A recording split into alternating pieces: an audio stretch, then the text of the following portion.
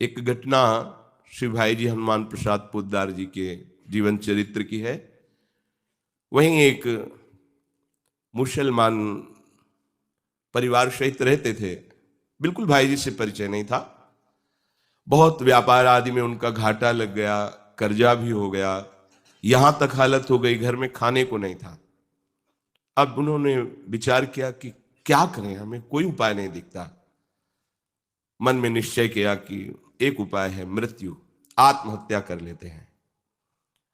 रात्रि के जब सब सो जाएंगे तो आत्महत्या कर लेंगे, ऐसा विचार किया। अब जब मृत्यु की बात आती है तो अपने आराध्य देव की तरफ थोड़ा भी कभी उपासना की है तो मन जाएगा।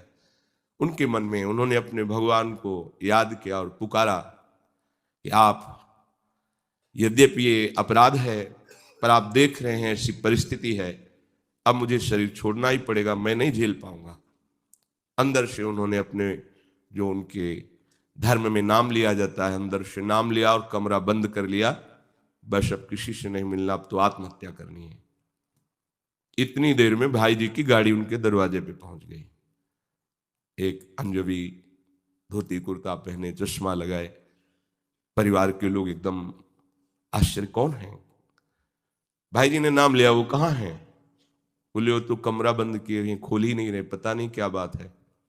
भाई जी नजदीक गए, उनका नाम लेके पुकारा, सुनो, खोलो, आप 1 मिनट के लिए खोलो, मुझे पता है तुम क्यों बंद किए हो, आप खोलो।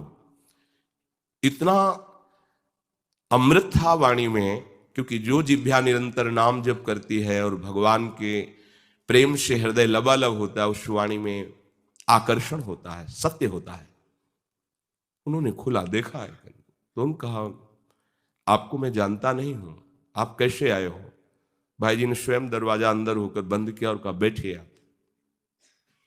आपने जो निश्चय किया है ना, शरीर छोड़ने का, आत्महत्या करने का, बिल्कुल गलत है।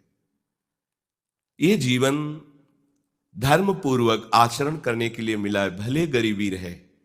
यदि हम धर्म से आचरण करेंगे और अपने आराध्य देव का सुमिरन करेंगे तो पूर्व पापों के कारण हमें जो गरीबी, दरिद्रता मिली है, ये नष्ट हो जाएगी। ऐसा नहीं है, सब दिन होत न एक समान। अगर अभी रात्रि है तो फिर दिन आएगा, दिन है तो रात्रि आएगी, ये माया चक्र है। आपको उदास नहीं होना। बोले क्या इन उपदेशों से फर्क पड़ेगा? क्योंकि इन उपदेशों से पेट नहीं भरता, हमारा इतना बड़ा परिवार है। भाई जी अच्छी धनराशि ले गए थे, निकाला, बैग से सामने रखा और कहा, समय समय पर ये आती रहेगी, आप इससे व्यापार शुरू करो, कभी ऐसा विचार मत करना, परिवार का पोषण करो और भगवान जैसा प्रेरित करेंगे, समय समय धनराशि आती। अब तो चरणों में गिर गया और कहा कि बाबूजी आप हमें एक बात बता दो, आप कैसे जान गए, मेरी परिस्थिति को कैसे जान गए? तो उनका, आपने अपने भगवान को पुकारा ना? बोले हाँ। कि अब हमारा अंतिम समय में आत्महत्या करने? बोले उन्होंने ही भेजा है। इससे ये शास्त्र के अनुसार तो अनुभव है, लेकिन चरित्र के अनुसार अनुभव होता है कि चाहे आप किसी भी धर्म का अवलंबन लें, वो हमारे प्रभु श्री हरि ही सब रूपों में प्रकाशित हो रहे हैं। आप कोई भी नाम लें, चाहे अंग्रेजी में बोले उन्हें, चाहे आप हिंदी में बोले, उर्दू में बोले, हर भाषाओं का सृजन, हर भाषाओं की बोली जानने वाले हमारे श्री कृष्ण हैं। तो हर धर्म के रूप में हमारे प्रभु ही हैं।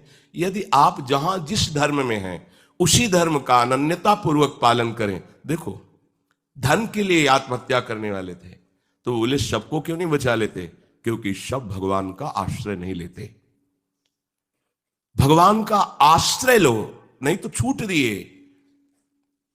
भगवान को दया नहीं आती? नहीं। क्यों? क्योंकि कष्ट है ही नहीं। जो भगवान का अंश आत्मा है, उससे कभी कोई मार ही नहीं सकता, और शरीर टिक नहीं सकता, परिवर्तनशील है। उनकी दृष्टि में कोई दुख नहीं है। तुम्हारी दृष्टि में दुख, अगर निवृत्त करना चाहते हो दुख और भय को, तो पुकारो भगवान को, दूसरा उपाय नहीं। ये जो दूसरा उपाय लेते हो वो दुख ही है। दुख से दुख की निवृत्ति नहीं हो सकती। अगर हमें दुख से निवृत्ति, संकट से निवृत्ति पानी है तो श्री भगवान की